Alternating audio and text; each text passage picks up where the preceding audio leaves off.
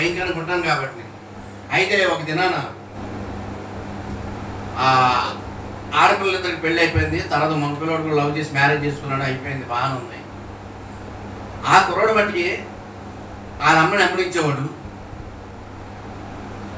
తర్వాత పెళ్ళి అయిన తర్వాత ఏమైందంటే వచ్చిన పిల్ల బ్రాహ్మణ పిల్ల, అంటే మీ విశ్వబ్రాహ్మణు ఆమె బ్రాహ్మణు.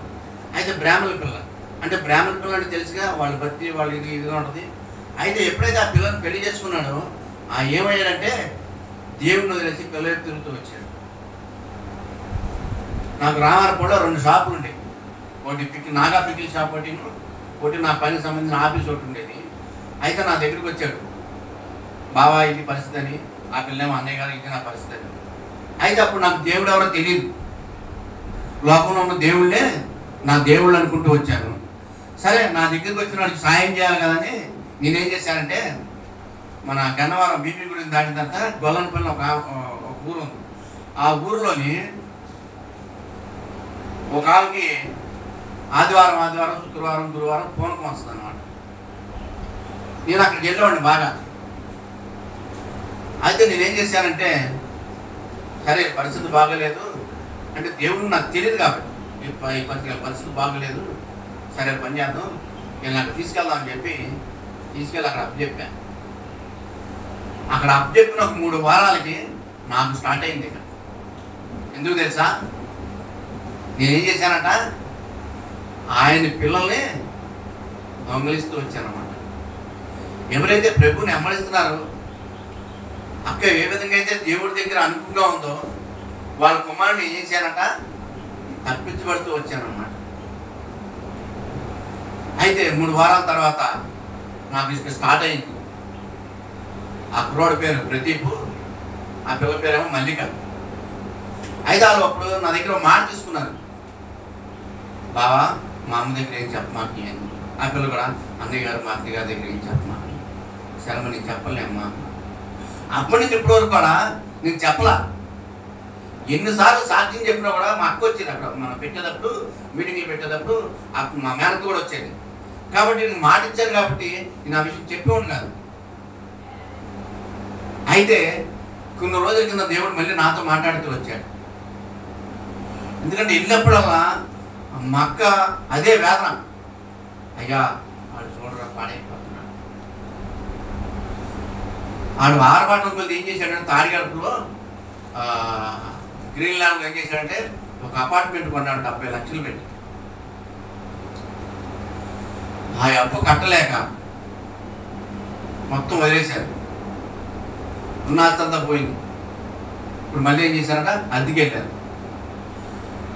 నాకైతే ప్రతిసారి గుర్తొస్తుంది, నేను చెప్తాం అనుకుంటా. అయితే వాడికి మాట ఇచ్చాను, వద్దులే అని అనుకుంటూ వచ్చేస్తాను. కానీ అక్క నన్ను క్షమించు, నేను అలా చేశాను, ఆ మాట చెప్పలేకపోయాను ఎప్పుడు కూడా నేను ఎన్నోసార్లు. అయితే అక్క కన్నీరు నా ఇంట్లో కన్నీరు పెడుతూ వచ్చేది, ఏడుతూ వచ్చేది. ఒక్కసారి ఫోన్ చేస్తే గంట వరకు ఫోన్ పెట్టేది కాదు. ఇక అది నాకు పెద్ద నరకంగా అనిపించేది అనమాట. ఆ నరకం, ఆ మాటలు చూస్తే నాకు ఎక్కడో గుచ్చుకుండే. నేను అనుకున్నాను, సరే ఆ ప్రజలు అయిపోయింది కదా, అయితే దేవుడి దగ్గర మొరపెట్టుకున్నాను, దేవుడు నన్ను ఏర్పరచుకున్నాడు. ఎందుకు ఏర్పరచుకున్నాడంటే ఆ విధంగా కోసమే.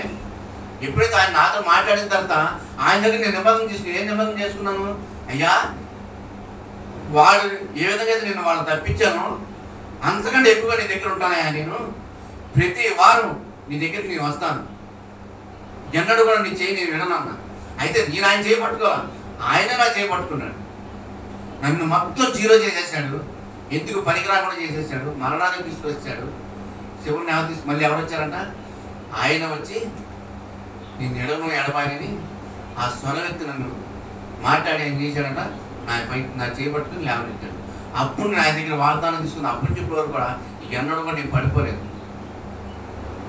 నా దగ్గర ఏమి లేకపోయినా సరే 7 సంవత్సరాలు దేవుడు నన్ను పట్టుకున్న తర్వాత 7 సంవత్సరాలు నేను అనుభవించాను. 7 సంవత్సరాల తర్వాత నా దగ్గరికి మళ్ళీ దేవుడు మళ్ళీ వచ్చి ఇదిగో నేను నీకు ఇస్తున్నాను దేవుడు ప్రతిదీ ఇస్తూ వచ్చాడు. అయితే అక్క దగ్గరికి వెళ్ళి చెప్పలేకపోతున్నాను, ప్రార్థన చేయండి, ప్రార్థన చేస్తున్నా, ప్రార్థన చేసిన ఆ మనసు నాకు ఆ దుఃఖం ఆగట్లా.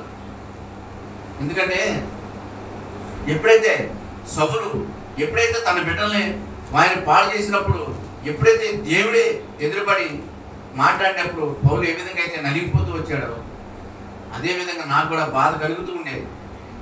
అయ్యో ఎలాగైనా చెప్పాలి, నన్ను తిట్టుకున్నా పర్లేదు, నన్ను దూషించినా పర్లేదు, నేను చేసిన తప్పే కదా.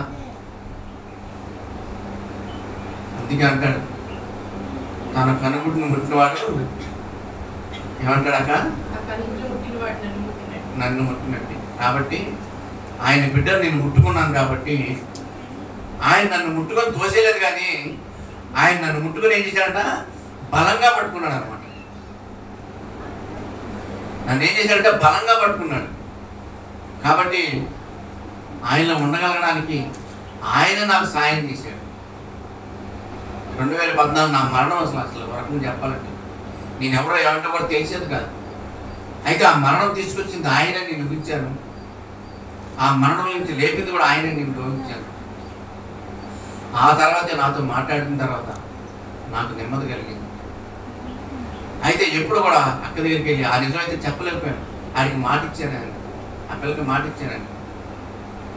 అయితే ఎప్పటికన్నా మారాలి, నా ప్రార్థన అదే. మీకు కూడా చెప్తాను, ఆ కుర్రాడి పేరు ప్రదీప్, ఆ పిల్ల పేరు మల్లిక. ఆ పిల్ల అయితే బయట నుంచి వచ్చింది, కానీ ఆ కుర్రాడైతే దేవుళ్ళో ఉన్నవాడే. ఉదయం లేచి అప్పుడు నేను లోపల తాగి ఉండి కూడా ఆ ఇంట్లో వెళ్ళి పడుకున్నప్పుడు కూడా పొద్దున్నే లేచి ఆ కిటికీ దగ్గరికి వెళ్ళి ప్రార్థన చేసుకుని అప్పుడు బయటికి వెళ్ళేవాడు. స్నానం చేయగానే ఆడు ఎలా వచ్చాడంటే టవల్ కట్టుకుని బండి వేసుకొని వచ్చి మోకరించేవాడు అనమాట. వచ్చి మోకరించి ప్రార్థన చేసేవాడు. కాదు ఆయన్ని పట్టించుకున్నాడు కాదు. ఎందుకు పట్టించుకున్నాడు కాదంటే దేవుడు అంటే నాకు తెలియదు కనుక.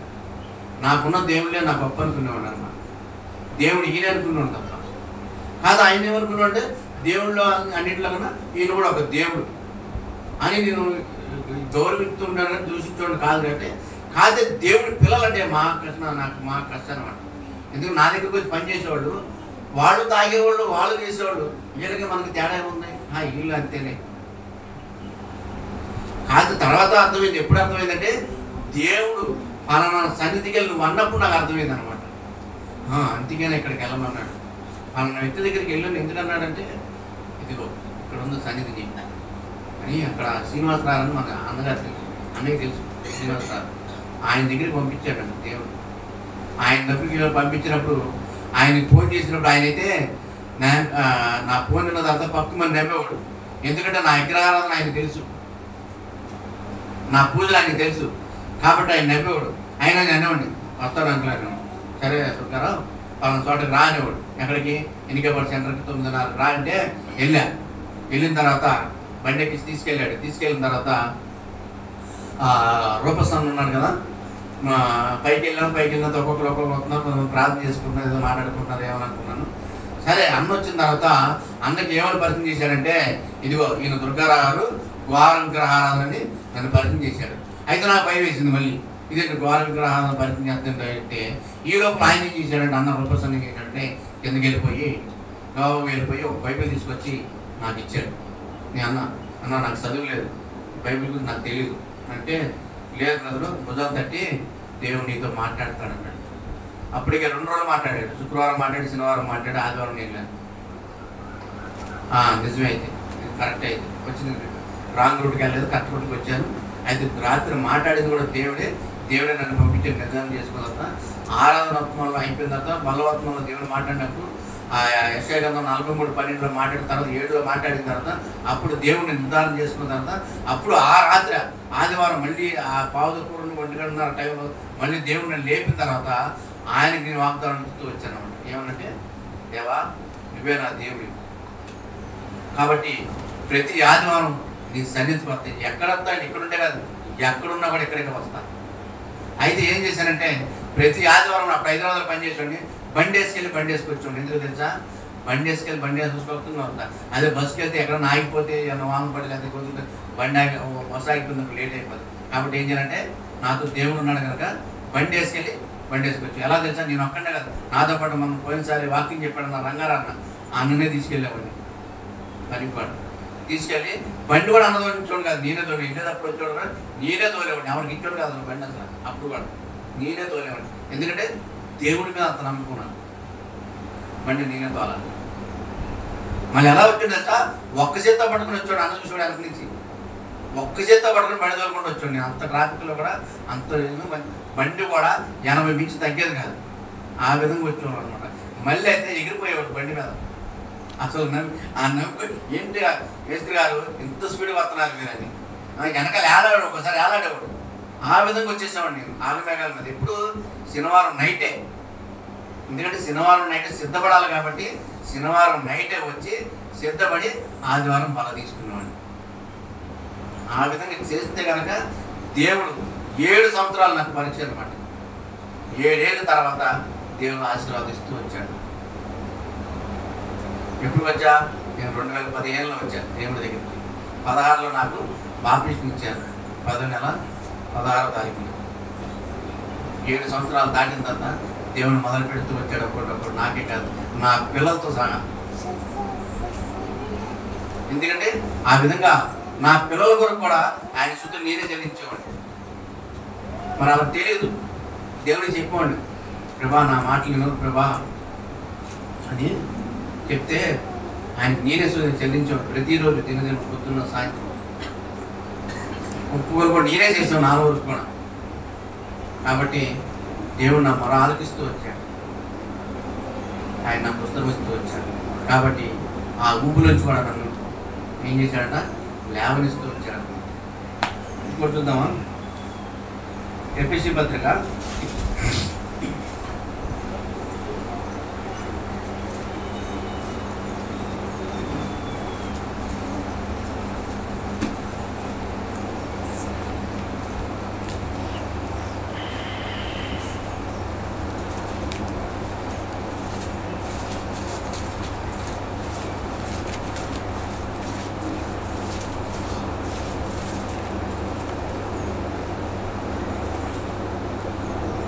5 నిమిషాలు. ఎఫెసీ 5.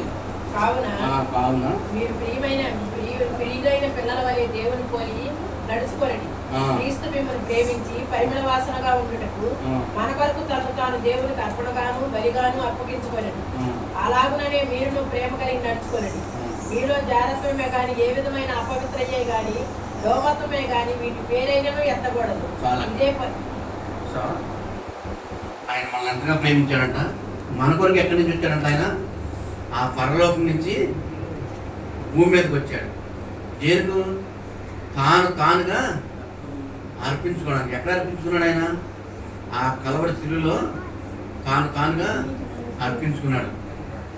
ఆ అర్పించుకునే ముందు ఏం జరిగింది తెలుసా? ఆయన కొట్టారు, ఆయన యాగం చేశారు, ఆయన తల మీద ముళ్ళ కిరీటం పెట్టాడు. నీ కొరకు నా కొరకు ఆయన ఏం చేశాడు సార్? పరాయిస్తూ వచ్చాడు. కొరడా దెబ్బలు, 39 కొరడా దెబ్బలు. అది మహాఘోరం అయిందనమాట. కొరడా దెబ్బలు అంటే మామూలుగా ఇక్కడ గ్యాలని అట్లు వాడతాడు అంటారు, అలాంటివి కాదంట. వాడి కొంకులు ఉంటాయంట. ఆ కొంకులు పెట్టి కొడితే చర్మం 1/2 కిలో 200 గ్రాములు లాక్కుని వచ్చేదంట. అట్టిమంటి బాధ ఎందుకు భరించాడు తెలుసా? నీ కొరకు నా కొరకు. ఎందుకు ఆయన బలానికి పదే వచ్చింది. అసలు ఆయనకి మనం ఏమవుతాం? మనం ఏమైనా అవుతాం వాళ్ళకి? ఆయన ఏమైనా మన తోడ పుట్టినవాడా, లేదా ఆయన ఏమైనా మన బంధువా? కాదే. అయినా కూడా ఎవరి కొరకంట?